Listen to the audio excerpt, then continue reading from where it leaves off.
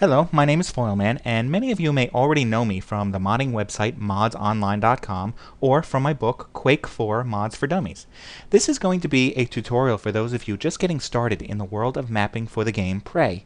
And in this tutorial, I would like to take you through the steps of getting set up for making maps. Then I'd like to show you how to create a very basic map consisting of a single room, a light, and a place for the player to start. I'll show you how to make the room, dress it up with some textures, and compile the map and play your new level within the game. But before you can get started with your creation, I will take you through the setup necessary for the tools. Now, the game Prey is built from the game Doom 3 by id Software, and since the Quake 4 game is also built from Doom 3, most of what you see here will look the same and follow the same principles as the tutorials for those games. If you're looking for more tutorials, I recommend checking out the tutorials for either Doom 3 or Quake 4 found on modsonline.com and from my book Quake 4 Mods for Dummies. Now, what I have done ahead of time is install the game on my computer, and that's about it. You can see the icon right over here. And so what you're going to see here is you should experience at home, because this is a fairly new installation. Now, the first thing you should know is that you need a desktop shortcut for the game. I want to show you how to modify this shortcut to make accessing the game easier, since you will be doing it a lot as a modder. Now, if you don't have this shortcut, you need to create it. You were asked to create it whenever you installed the game, but you can also create it from your start menu. You can go to the program launch icon. Let me do it real quick. Programs, Prey. If I right click here and say send to desktop, it'll create a desktop shortcut just as this has over here for you. Now that you have the desktop shortcut here, you need to modify it a little bit. So I want you to go right click on it and go to properties, and over here in the target you'll see it says the program prey.exe around with quotations around it. Now you're going to modify this outside of the quotations so as not to create any errors. And you're going to modify it with a little string, and I'll show you what the string is right after I type it in for you. So first of all, we have plus set. That's going to set this option here, com underscore allow console, and I'm going to set the value to 1, and then I'm also going to do plus disconnect. Okay, now the plus disconnect, what that does is whenever you start the game right now, before this is set, it comes up, it shows you some introduction movies and stuff like this. Well, the plus disconnect is going to skip over those movies to make accessing the game quicker. Now, plus set com allow console 1, what that does is turns on this console option so that when you hit the tilde key, the game console comes down, and you're going to be accessing this console a lot, so making it easy is very important. Now, if you entered this incorrectly, such as put it inside the quotes or something, it's not going to work. But when you click the apply button, see, I put something in there as if you made a mistake. If I hit the apply button, you're going to see, oh, there's an error. Make sure that everything is correct. Darn, what did I do wrong? I go in here. Oh, I put it inside the quotes by mistake. There we go. Now when I hit apply, it thinks that everything is correct, so we're going to say OK, everything should be good. Now I'm going to double click this, and I am going to start up the game. Now we have to wait a moment while this thing starts up, because the game takes a little while to get booted, get going. And what's going to happen is the game's going to come up. I'm sorry if the sound on this is a little loud. Oh, there it is, because it can be a little annoying if it comes up too loud for you. And now I'm going to show you how to access the mapping editor, because you know what? The mapping editor is actually built inside the game. Okay, hit the tilde key to bring down the console. Type in editor. I feel like I'm talking loud because of the music. And then hit enter. There we go, editor, and then enter. And then the editor is going to load up. Now what this editor is, it is Radiant. It's a version of Radiant built into the game, which id Software did for us. Thank you, id Software. It's wonderful. And so now we don't have to download the extra tools, do all this extra setup and stuff. It makes it a lot easier. But what is a little confusing is the way that all these little windows are lined up. You know, there's so many of them. They're all on top of each other. It's kind of confusing. So I'm going to show you how to arrange things, and I'm also going to try to explain what each of these windows does for you. Now, the first thing I'm going to do is I'm going to expand this to my full screen width. There we go. So it's less confusing. I'm not dragging things around, and I have the most area to work around in. Now, this entities window is actually just an extra window that can be put away for a while, okay? What I mean is this little X up here, close it. But right before I close it, you see right here it says Media Textures Console. Watch, when I close this, it shows up down here. So you see, that's what I'm saying. You don't need it right now. You can access it from here, whenever you need it. So I'm going to also shrink this window down so that I can have more area to work in for these other windows. This is my camera window. I'm going to get to explaining what each of these does for you in a little while. Behind this window is my Z window. I'll explain what the Z window is later. I'll shrink that down, bring it up. Now I'm going to arrange these windows, and this is my mapping window. I'm going to arrange these windows that makes most sense to me. You can arrange it however you want, but if you want to make it easier to follow along with these tutorials, I recommend following this your first time through, and then you can, once you know what everything is, you can fool around with it on your own. Alright, I can shrink this up. See what I'm trying to do right down here? My screen is set up for a video capture, so it's a little small. So now when I go like this, things get hidden and you can't see them, so I'm trying to work out what's best for this video for you. Then I'll expand this to be as big as I can in here. Alright, now let's get started. Okay, first of all, what we have over here is our cam window. Cam is short for camera, and this is going to give us a visual look into our mapping, our 3D world, as we're doing our creations. Now, it's not a perfect representation as if in the game, but it gives us a very good estimation as to what things are going to look like as we're going along. So it's going to be your main guide as we build. Now I'm going to switch over to this grid area right over here. It says XY top. What this is my 2D mapping area.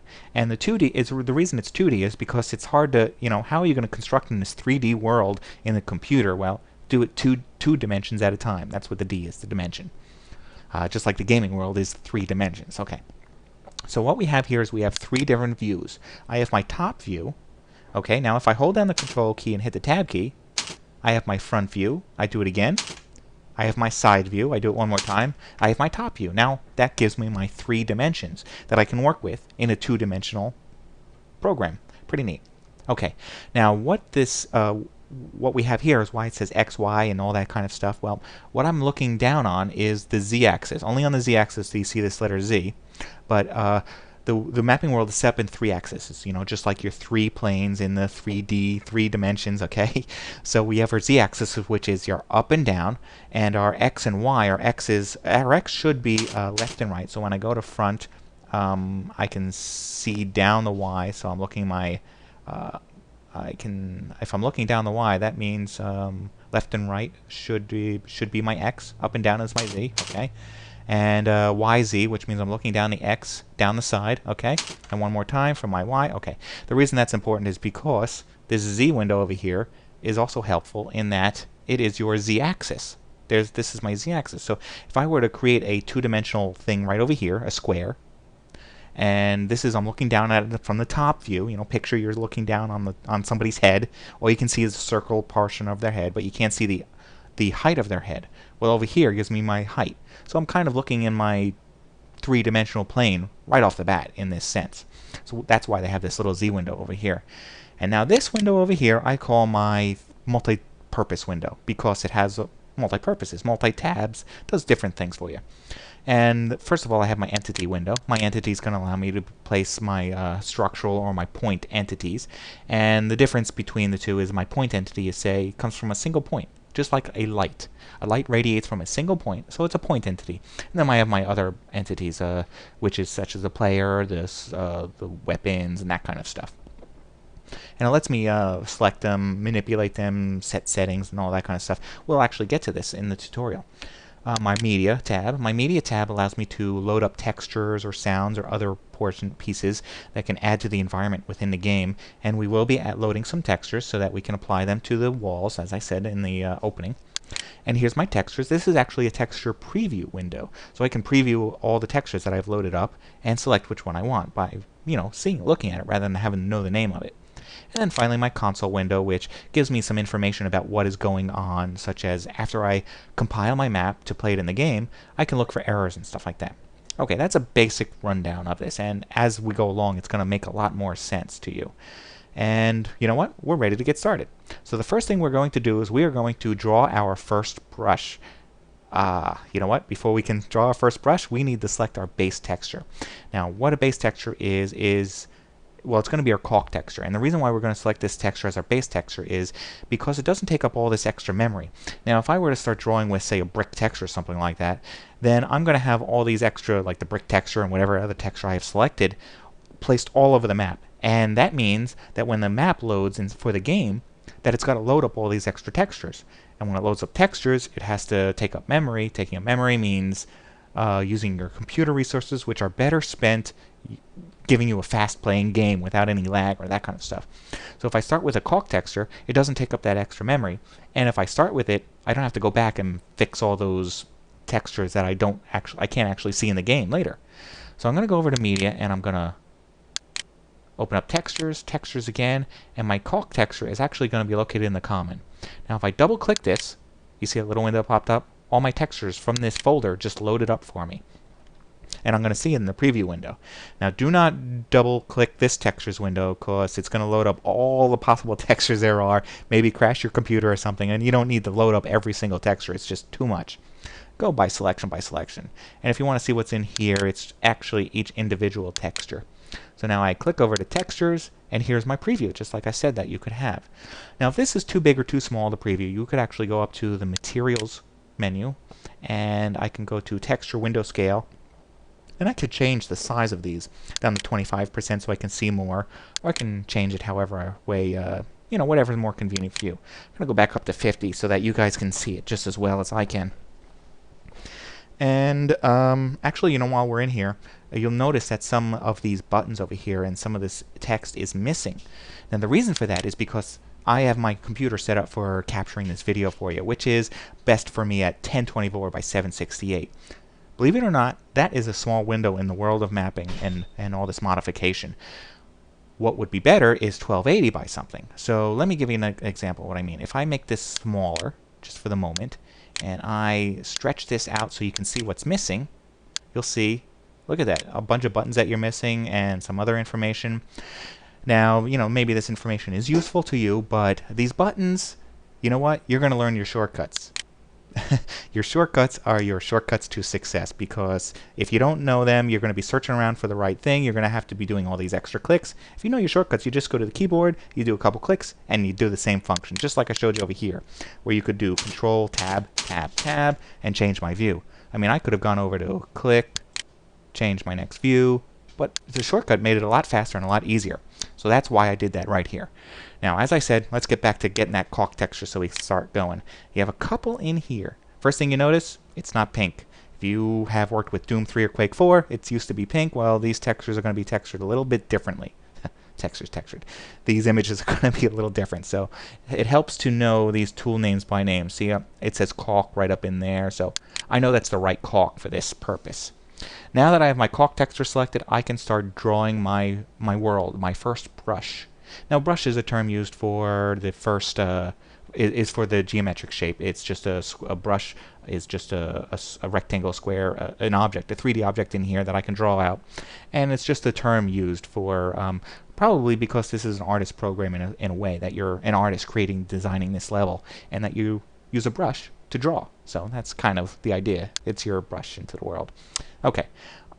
What I did was I clicked, dragged, and I am already creating my first brush in this world. And what I want to do is I want to drag it out to try and do 192. Where's my center?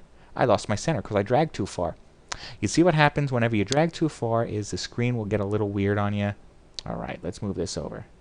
And what you can see what I'm doing? I clicked inside to drag my brush around. That's the way you can move it around. Now if I were to click outside on one of these sides, you see what I'm doing? I am stretching the side. So that's how I'm getting it to match up to the 192s. 192 is a good size for us for this test map. So I want to create a nice square for you guys. And there we go. Now I just created my brush. My first brush is right there. It's all set to go. Now you can actually see it in the cam window. That's right. So if I use my arrow keys, I'm going to use the back arrow key. I can move back. I can move left, right, forward. And if I want to move up, I hit D, the letter D. If I want to move down, the letter C. I can look up with A, look up, down with X. Now I could use my right click and move around, but it might get a little weird for you, might take off on you, go too fast or something. I just find it easier using the keys, but that's just a matter of preference. I think they're both safe. Now, this is your 3D brush. Our shape is set up, but what we have here is our height. It's only 8 units tall. Now you're probably wondering how I knew it was 8. Well, aside from it being the default value in the mapping program, I can look down here and see that grid is set to 8 units. Now 8 units in real world terms happens to be 8 pixels. That's not really going to help you much, but it will help you if you're creating custom textures later on and you want to create a texture that's the right size for something. And now what we have also is we have snap to grid. That's why it's important to know our grid size. Snap to grid, leave it on for the Quake games because you can end up with problems if you do not. And now what I want to do is I want to show you how to create this room. I could create it a couple different ways, okay? Now the safest way to create anything is for me to do it brush by brush. Like I could call this my floor. Now I could copy this or create another one, call that my ceiling, move it around. I could create my walls and do the same thing. That is the safest way. One way you never do it is by using this CSG subtraction tool. And what that does is it takes one brush and subtracts it from the other.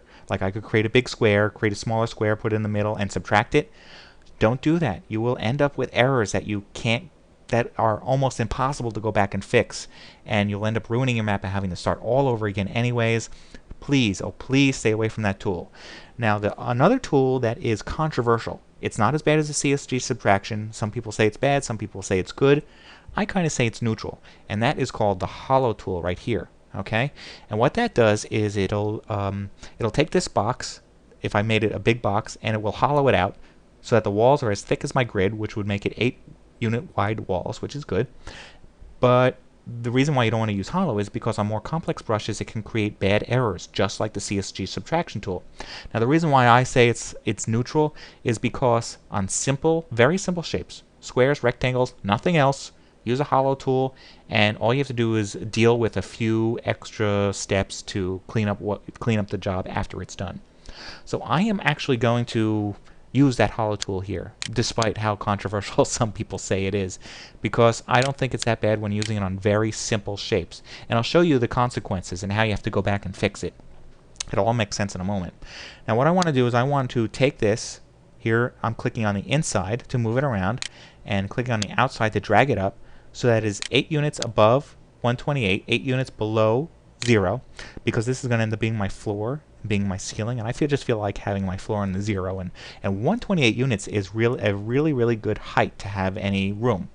You can make it smaller, taller, whatever your designing is, but 128 is ideal. Now that I have my square, I'm going to zoom out here a little bit so you can see what it looks like. Over for you. Okay, so you see what that looks like. I'm using the the comma and the period to move us to strafe here so you get that look. Okay, so now what I'm going to do is I'm going to hit the hollow button, and it's hollowed. But what happened was, you see these, I'm going to zoom in here. So what I'll do is I'll right click my grid and drag, and that's moving my view. And then I'm going to use my mouse wheel to scroll in, zoom in here, and you'll see what happened is these are my brushes, my wall brushes. They're overlapping, and that's what happens when you use the tool, when you use the hollow key.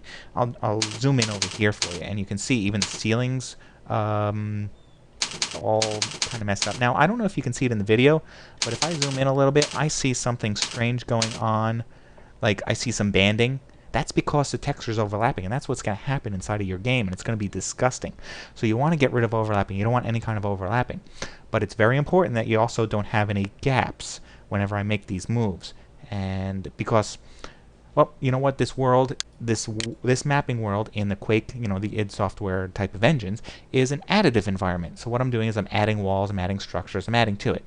And the rest of it is this outside, this mapping void. And if any of this space from the inside of the map leaks out, you get what is called a leak. And this leak is an error, which means you're going to have all kinds of problems inside your map. You don't want leaks. This is opposite to that of the Unreal game, which is like a giant block, like a block of clay, and you have to carve out your rooms instead of add to it. It's a subtractive environment. Okay, so now I have, here's all my brushes, and I have everything selected. And what I'm going to do is I'm going to move inside my room so I have a better view of everything.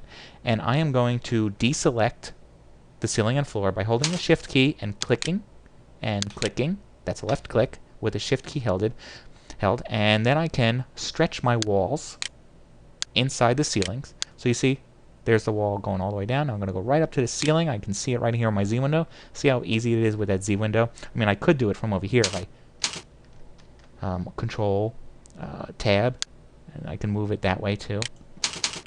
But I'm going to go back to the top view. There we go. And now I'm going to do the same thing with my walls. I'm going to deselect, deselect. And I can see in red here that those are the walls selected. So I'm going to actually stretch them both. See that? I'm going to stretch them both at the same time, so that they're both inside of the other walls. And there we go. Now I have a nicely created room with my caulk texture. Nothing's overlapping. I don't have any gaps like that. Okay? And that's it. Now I hit escape to deselect. You know, get used to that escape button. I hit it all the time because you don't want to accidentally be like working with, thinking you're working, like I just moved this wall. Now I'm ready to move over here and work with this wall. I forgot this was selected. I'm ruining my map, making gaps or doing all kinds of weird things. Hit the escape key and it's deselected. You see it just got deselected there. So I hit that a lot. And so you might hear a lot of beeps and bops because of that in this program. Alright, now that we have our basic room, what we want to do is we want to put some textures in here. Let's make it look good. So I'm going to go back to media. I really don't know what kind of textures are in here, so I'm going to just sort of hopefully come up with something that works, because I haven't had much time to really fully explore what's going on in here. I'm hoping to look for something that's common, like tech floor. Tech floor might be good. Let's just take a quick look, see if anything else is in there. Alright, let's go, or pray walls. We might get to that later. Okay, let's do tech floor. I'm going to double click this and load my tech floor textures. Now you can see I have all these new textures in here. And what I want to do is I want to texture this brush face, just this one side, this face of the brush. Because if I just shift left click right here, what I did was I selected the entire brush. You can see the white lines around it.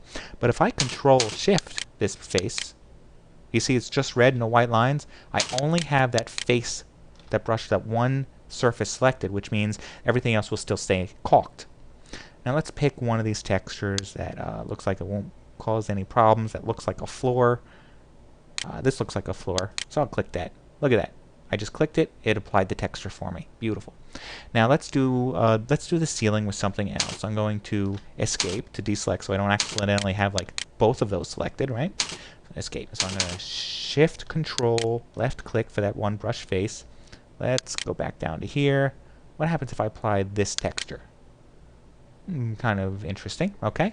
Now let's put something on the wall. So I'm going to go back to my media and I'm going to load up something that looks like it belongs on the wall.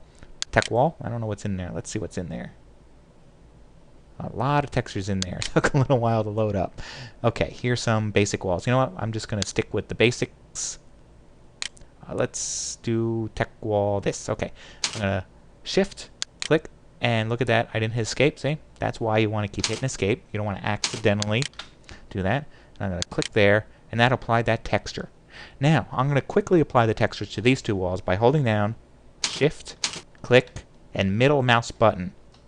Copies the selected texture over there. See that? Nice and quick and easy. Boom, boom. I'm going to move my camera around here and apply it in here, and there we go. Now I could do some more fancier stuff with this. Say I have this texture selected. If I hit the S key, it would bring up this surface inspector, you know, the surface of this brush that I'm working with. And I can move, I can shift things horizontally. See it moving? I don't know if you can see it moving. If I do this, you can see it moving, yeah. And I can rotate the texture so it's crooked or however I want to do. I can scale it so it's larger or smaller. I can also do what is called fit, which means I can take this texture, click fit, and it'll fit it one by one. Means that tiny little texture right there will be stretched so that it fits on that entire brush face, once wide, once height, or I can multiply it by changing this and go on from there. So it's a good tool to have, but I don't need it here right now. So I'm going to either cancel or escape. Okay, I hit cancel. And now what else I could have done is I could like hold down the shift key and I can use my arrow keys. If I use my arrow keys, look at that. I'm moving the texture around. So it's kind of neat that you can like do all these little things and some of the shortcuts that can really help. And what I need to do is fix that texture. Alright, I'm going to select that with the shift control. I'm going to middle mouse button. Oh, I didn't hold down the shift control with the middle mouse button. And what I did was apply the texture I selected over here by mistake. And now I got to go back and fix that, don't I? Okay, let's escape. fix that. Let's hold down the correct buttons, which is the shift control to paste my selected texture to it. There we go. Okay, good. Now at this point, what I want to do is I'm going to save the map.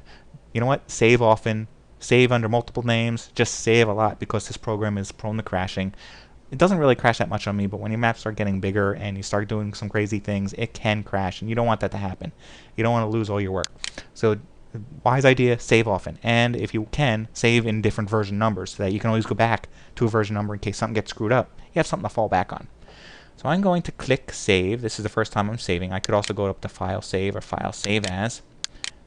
Alright, here we go. Now what I need is, I have something already started in here. What I wanted to show you is that usually what's going to happen is you're just going to end up, I had looked in here before. Okay, so what's going to happen, you're going to end up over here, Program Files, and you're going to have to go into this, Program Files, go into your Pray folder, LMNO Pray, okay, go into your Base, and I don't have anything here. I thought I was supposed to. I don't know what I was looking at for a second there. Okay, so here's my Base folder, and inside of your Base folder, I want you to create a new folder called Maps, and then inside of the Maps folder is where I want you to save this, and I'm going to call this Test, because it's just a test map. Just a simple test map. There we go. Now we're all done. We've saved our map, and we're okay. We don't have to worry about losing any information. And now we're going to start adding let's add some lights. So let's hit Escape so we know we don't have anything accidentally selected. And to add a light, what I'm going to do is I'm going to right-click this grid area, and this list of entities is going to pop up. And one of them is the light. So I'm going to left-click the light there, and it's going to pop in. I'm going to position it into the corner. Now what you're looking at here, let's get it near the ceiling too. What you're looking at here is this is like the object, so you know what it is inside the editor. It's just a light. This out here is your fall off, which means as the light goes out, it dims out to 0, and the light probably won't actually reach out here, or maybe just a minute amount of it will. So the rest of the map is kind of dark. I'm going to move in my mapping area. I should be able to actually see. There it is. There's that light. So you can see what it looks like. Now if I wanted to, I could actually change the color of the light, and I think I might just change the color just to show you. Hit the letter K, and up comes this little fancy color picker, and I can pick any color that I want to enhance or do whatever we do with this map. So I'm gonna make this. I don't need to go too crazy. I just want to give you an example of what happened. So let's pick a blue. There, I got a blue color picked. Okay, you can see it right down here. Click OK, and this light object just turned blue. So now I can see what color that light is supposed to be inside of this game. Now I'm going to press K. I'm going to go back to this center. I'm going to see if I can get white again or close to it. Okay, good. Because I just want a white light here. I don't want it to get too fancy. Now I need some more lights around here. Now I could hit Escape and right-click over here and do another one. But, you know, I could save some steps. Now I'm going to go over to the cam window and select. Now the reason I use the cam window is, you know, if I were to go over to here and try and say select this brush, let's say I want to select this wall. I shift-click. Look at that, I selected the ceiling. It's unpredictable. It's going to select the uppermost brush on you. And so it's always safer to select from within the cam window, and you know exactly what you're selecting. Now, to make a clone, a duplicate of this, I'm going to hit the space key, and it cloned it. Made an exact duplicate. I'm going to drag that over there. And now I have two lights over here, and I'm going to leave this side empty because I want to show you the light and darkness and the difference in there. It'll be pretty neat. Okay, I'm going to hit Escape because that is set. Now I've got some light. The next thing I want to do is I want to add a player spawn point, because how are we going to test this map if we can't get into the game, right? Okay. So I'm going to add a player spawn point right over here somewhere. I'm going to right-click, and in this case I'm going to add a player spawn point for the single-player game, because it's the easiest one to test in, and it makes most sense. I mean, I could turn this into a multiplayer game or whatever I want, but it's easiest to just jump into a single-player game, start playing, and testing. So I think it's a wise idea that no matter what you're working on, put an info player start in there, and you will be good to go. Oh, I got ahead of myself. Info player start. Info, I want to go to here. This is our player starts, and you'll see info player start. I could do deathmatch for deathmatch games, co-op, whatever I want. Okay, start. There we go. Now, he's sticking in the ceiling. If I left him here, he'd not only have a hard time moving, but he would actually cause the map to leak, because I have something outside of my sealed area, which is bad. So I'm going to push him down to the floor. So he's sitting on the floor. Here's my player. Move him over there. Now, you can actually control the way this player faces when he spawns. And I want him to face that way. So that's where this entity thing is going to come in. Now I could click here, but I could also hit the N key, the letter N, and it'll pop up this to tell me here's some information. It's nice. All of these entities, you can look through here. You can also look through here and see some information about the entity, like what these different commands will do for you. Like you can do some fancy things in here, which is really for more of an advanced lesson rather than what this one is. And I'm moving this up so you can see more. Now what I want to do is I want to change the way this player is facing. And you don't want to do that by rotating, because rotating the entity won't do anything. Well, sometimes will, but in this, usually it will not. What you want to do is you want to adjust its angle, the direction at which it is facing by the entity. And that is by using one of these keys right here. And these keys are set up just like your map area. So if I want them to face this way, I'll click the 90. And a perfect indicator to say, well, first of all, see it popped in angle 90 there for me. I could have typed that in manually. But you see in here, I can see a little arrow. I can say, let me move down, and it won't let me because I got to click in here. There we go. I got a little arrow that points in the direction he's facing. I've also got one over here. Little arrow there that points in the direction he's facing. It helps me find out what's going on in the map. And that is that. I can click save again. I don't want to lose anything. But not only that, but hit escape. I don't want to move that around. Not only that, but I am done. I've just finished my map. I have come up with my test map. I can actually compile this and start playing it, and that's what I'm going to show you next. Okay, go over to BSP. Now BSP is the way that you compile this, because back in the back from Quake 3 and those games before it, what would happen was you take your BSP file, your map file, I'm sorry, this is your .map file, and it would compile it into a BSP file, and the BSP file is what is used inside the game to play the level. But nowadays it actually uses a combination of the map and the BSP as well as some other files like proc files and AAS files and stuff like that. But it's not important to know. What's important to know is that you have to click on BSP to compile your map. And I always suggest that you use this first option. I mean, these other options are interesting, but if you want a map that you're going to be distributing to everybody, you got to use this option because it is the full compile method. Now I'm going to click on it, and it's all of a sudden the console's going to pop up and it's going to compile. Boom. It was such a small map, it took such a small amount of time. I'm done, the map just compiled. Now I'm going to scroll through this real quick, and I'm going to look for anything that says warning, look out, error, whatever, because that means there's a problem. These warnings are okay because it can't load images, and I think that happened when the... See, that's happened when the editor loaded. That's not happened when it compiled. This is my compiling in here. Entity 0, no errors, no leaks. Leaks are important to look for, because if it does leak, then you have a problem. And, you know, before I continue, I'm going to show you what happens when you do leak, just so you know. Okay, I am going to stretch this wall out. Obvious leak right there. Now, if I go and compile, leak, warning, everything's stopped in the middle, can't forward on. All right, now what? My map is a million times bigger than this, and I can't find the leak. Where is it? Well, if I go up to File, Load, actually, is it Edit? Where's my point file that I want to load? I want to load my point file. Give me a second to locate this point file. Oh, it was right there the whole time. Okay, point file. I was looking for the word load. Now the point file saves the information about the leak. It's only created when there's leaks. So here we go. Here's my red line. If I can follow that red line, it'll take me straight to the leak. Or I can zoom in here and follow the red line in the 3D window. Oh, there's my leak. All right, let's fix that wall. Good. Save, compile. Alright, now my leak's gone. Perfect. Okay, now we're going to go into the game and play it. Now I could just close this editor and load up the game and then load up my map manually, but there's another way to do it. It will create some lag because, well, I'll show you what's going to happen. Hit the F2 key, the F2. And you see what just happened? The game just opened up for me. Very cool.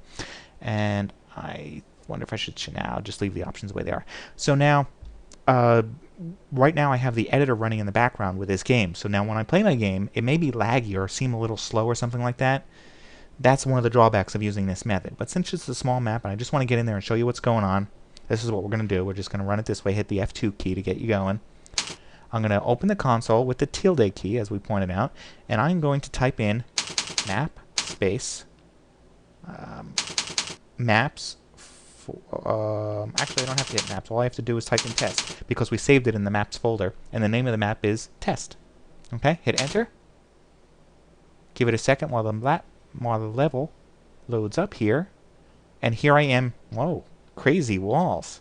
Okay, here I am inside of my map. I did it. And I can hit the walls. Boom, boom. Okay. And here's my dark area. I can hit F to bring on some nice light. And there you go. Now you just created your first map. Now let me show you how to get out of here. That can be sometimes tricky to some people. I bring down the console. Now don't just hit X because, well, you could just hit X here, but you can't just quit the game. It gets in the way. What you do is just click inside the editor with your mouse. That's it. If you look down here, it's closed up. It's all closed up. It's done. And that is how you make a map for Quake. For Bray, for Quake, for Doom 3. And there you go. So I hope this tutorial was helpful. I don't know if I'll be able to get to some more, but you know what? You have a ton of Quake for... you have a ton of Doom 3 helpful tutorials on modsonline.com. You can, of course, check out my book, which is Quake 4 Mods for Dummies, which is the same idea. And if you're new to it, it'll really help you get going. And the book is actually out in a few weeks from the time that I created this video, maybe even by the time you actually get this. And if you wanna know about more stuff that's going on with games, you can always check out modsonair.com. It's the modsonline.com podcast, and that's it. All right, I want to thank you very much for checking out this tutorial and getting it from modsonline.com. And all right, everybody, happy mapping.